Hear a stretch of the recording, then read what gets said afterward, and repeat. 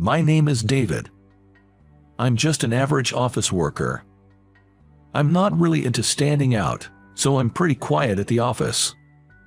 I just get through the work given to me, and if I finish without mistakes, I consider it a job well done.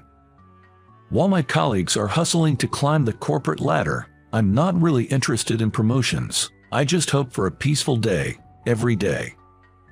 Luckily, I ended up working for a top-tier company. I rarely have to work overtime, and I think my salary is pretty decent compared to others at my age. My days are pretty much the same. I just go to work and come home every day. Cook up a simple meal, enjoy my dinner while watching TV, and then head to bed. But maybe this monotonous life is what happiness is all about. That's what I've been thinking. I don't have a family anymore. Both my parents have passed away. I still remember that time. I was in second grade. That day, both my parents had the day off, and they went out in their car, saying they had some major shopping to do. They said they'd be back by the time I got home from school, but they weren't back by evening. As night fell, a neighbor lady, Mrs. Wilson, approached me. I had been sitting in front of the house for hours, so she probably got concerned. When I explained the situation, she took me to the nearby police station. I don't know what Mrs. Wilson told them, but I remember the police suddenly getting very busy. They told me that my parents might have been in an accident. I was taken to the hospital by the police. However, upon arrival, I was told the devastating news that both my parents had died. The only thing I remember from the hospital was seeing the bodies of my mom and dad. I can't recall what happened after, like the funeral or what happened to our house. Maybe the mental shock was too big, as I seemed to have lost some of my memories. Next thing I knew, I was in an orphanage. I had no grandparents or relatives, so I had nowhere else to go. There were other kids in the facility, but I didn't really interact with them. I just followed the rules set by the staff and kept to myself. I stayed at the orphanage until I turned 18 and moved out after graduating high school. Maybe I should go to college was my main thought. With that in mind, I went on to college. Thanks to the savings and insurance money left by my parents, I could attend college without financial worries. Go to school, work a part-time job, come home and sleep. I became less talkative after my parents' death, and that hasn't changed even now as an adult. I guess I've always avoided interacting with people. Being bad at expressing my emotions probably didn't help. I've never really had close friends, let alone a significant other, mostly just acquaintances. I had always thought I'd probably end up being single, and I was okay with being alone. Even though I was just living an ordinary life, something unexpected happened one day. I'll never forget it. It was when I turned 30. On that day, I was working as usual. Things were going smoothly, and I was having a rather laid-back day. I decided to get some office supplies from the supply cabinet. To my surprise, we were running low on a lot of items. Normally, the newer employees would restock the supplies, but I thought, since I had some time, why not do it myself? So I said, I've got some free time, I'll go get the supplies, and headed to the supply room. As I switched on the light and entered the room, I began to load up a cart with supplies for my list. Then, a woman from another department walked in.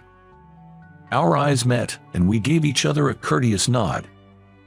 Wow, a pretty girl just walked in. That's what crossed my mind instantly.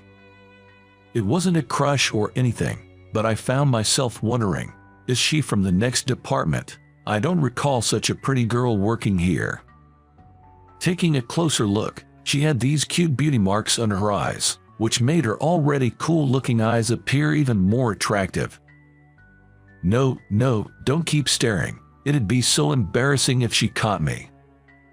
I realized I'd been unintentionally staring and felt a rush of embarrassment. Taking a brief, deep breath, I composed myself and went back to collecting the supplies. But then, it happened. Suddenly, there was a deep rumbling sound, followed by a strong side-to-side shake. It was an earthquake. The shaking grew more intense. Being in the supply room, there was a high risk of things falling down. The spot where she and I were located was at the back of the supply room. The exit was too far, and with the intense shaking, it felt too risky to make a dash for it. Cover your head. Use a basket or turn a box upside down and protect yourself, I shouted instinctively. The tremor felt like it lasted forever, but thanks to the fixed shelves in the supply room, a major disaster was avoided. Supplies were scattered all over the place, but neither of us got hurt. "Are you okay?" I rushed over and asked her. She seemed fine, replying, "Yay, that was quite a shock. It lasted quite a while, didn't it?" She slowly got up and added, "It's quite a mess here, but maybe we should head outside first and check on others." Concerned about potential aftershocks and with the supply room door still closed, I started heading towards the door. "Oops, sorry." She bumped into my back. "Something wrong, though." Looking at the storage room door, I was taken aback and stood there. She leaned over from behind me and was equally stunned. To our disbelief, cardboard boxes that had been piled near the door had collapsed, blocking our exit and the path to the door. To make matters worse, it seemed a box had opened, scattering promotional items all over the place. "We can't get out this way. Should we clean this up?" She agreed with a sigh. I started moving the heavier boxes, asking her to pick up the lighter promotional items. "Why of all places did it have to block the door?" She complained, but continued neatly placing the scattered items back into the boxes. "Just hang on a bit longer, we'll clear a path to the door soon." I rolled up my sleeves, ready for some heavy lifting. "All right, once we move this, we can get the door open." At last, we cleared a path to the door. Thinking we could finally leave, I twisted the doorknob and pushed. Thud. "Huh?" A dull noise echoed, and despite several attempts, the door would only open a few inches. "This isn't good," I murmured to myself. Peeking through the small gap in the door, I saw a cart loaded with supplies blocking it from the other side. Other boxes had fallen over in the corridor, making it even harder to access. The cardboard boxes and cart had gotten jammed in such a way that the door wouldn't open. I tried jostling the door multiple times, but it wouldn't budge. "We're stuck," I sighed, feeling a wave of despair. But on the bright side, other co-workers are still around. Someone will eventually come, so I decided to team up with her and start cleaning up the scattered promotional items and supplies. "We really got trapped, huh?" she teased, noticing my involuntary sighs, and said in a cheery voice. "Yeah, I really thought we'd get out," I responded, laughing. However, our conversation was brief. We silently continued our tasks. As I was thinking we were nearly done, an unmistakable growling sound broke the silence. I turned my head towards the sound. She looked embarrassed as she held her stomach. "That was mine. Did you hear that?" Her face turned beet red with embarrassment. "Yes, I heard it loud and clear." I said it honestly, and we both burst out laughing. Although we were strangers, that little moment of laughter lightened the mood. While continuing to tidy up, we chatted a bit and shared our names and departments. Her name was Sarah, 4 years younger than me, and she worked in the department next to mine. As we talked, a voice from the other side of the door called out, "Hey, is anyone there?" Peeking through the gap in the door, a voice said, "Hold on, we'll clear the way." A few folks moved carts and other obstacles, enabling our safe exit. Luckily, the earthquake's damage was minimal, just some items had fallen from shelves and desks. By the next day, we were back to normal. From then on, my days were filled with routine work. Yet, I would often bump into Sarah, whom I'd met in the storage room, in the hallway, lobby, or the staff cafeteria. I hadn't realized it before, but we had crossed paths frequently within the company. We began greeting each other whenever we met. One day during lunch, while I was eating in the cafeteria, Sarah approached, asking, "Mind if I join you?" We took that opportunity to express our gratitude for that day we spent trapped together. It seemed we never found the right moment to stop and talk about it before.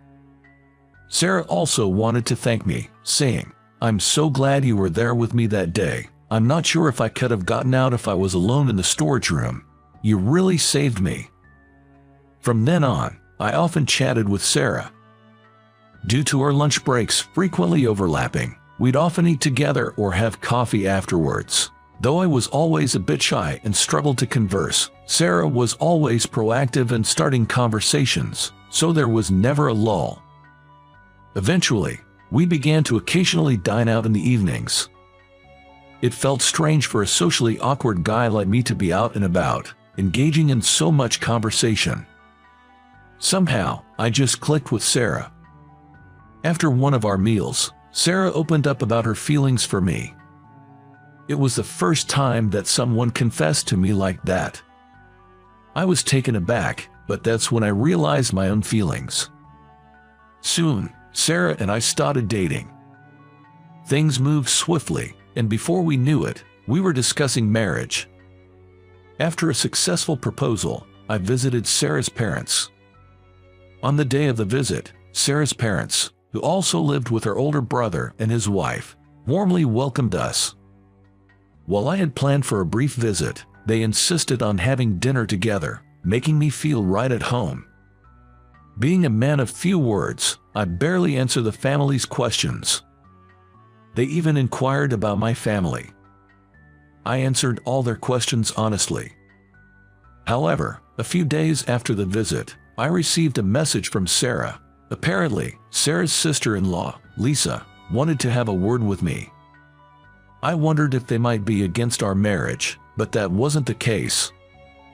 I was told we'd discuss the matter in person, so a meeting was arranged between Sarah, Lisa, and me. On the appointed day, we met at a quiet cafe. Let me get straight to the point.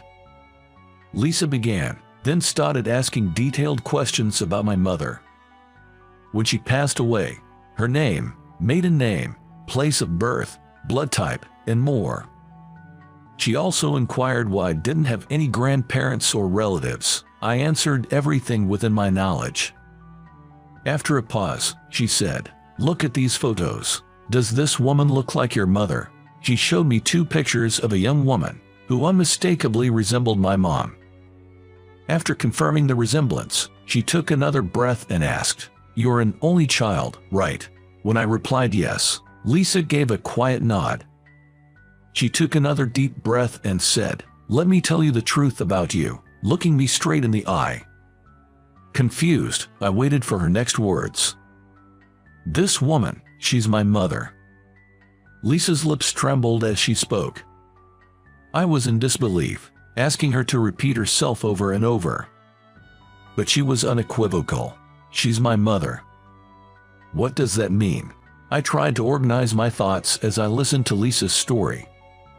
Lisa had been told she was an orphan and was raised by her grandparents. One day, while cleaning up, she found a photograph. When she showed it to her grandmother, she hesitated at first but eventually admitted that the woman in the photo was Lisa's mother.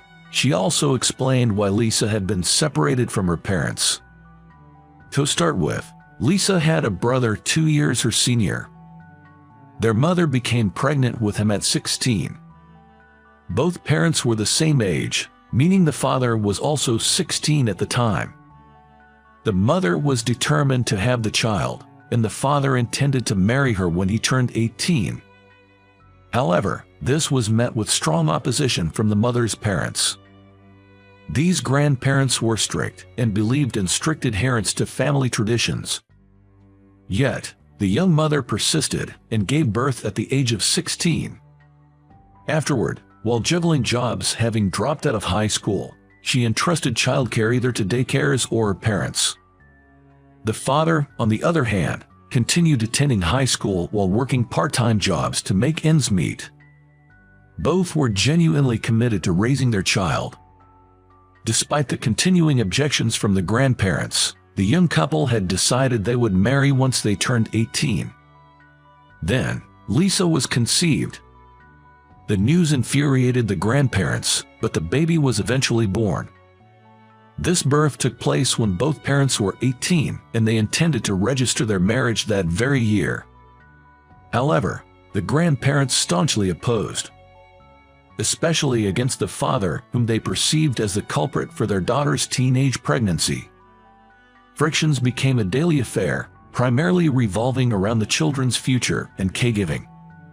They chastised their young daughter, often remarking, "You're just a child who had a child. Listen to what we say." Still, the determined mother, aiming to keep her family intact, was met with a stern "Leave the kids and get out. You're disowned." Numerous attempts were made to reconcile, and she tried taking her children with her, but the grandparents stood firm. Ultimately, she was estranged without any contact with her children. I was shocked to learn about the tumultuous past of my parents, and the fact that I had a sibling was a revelation to me. Incidentally, the grandfather has since passed away, and the grandmother, though still alive, is now in a nursing home.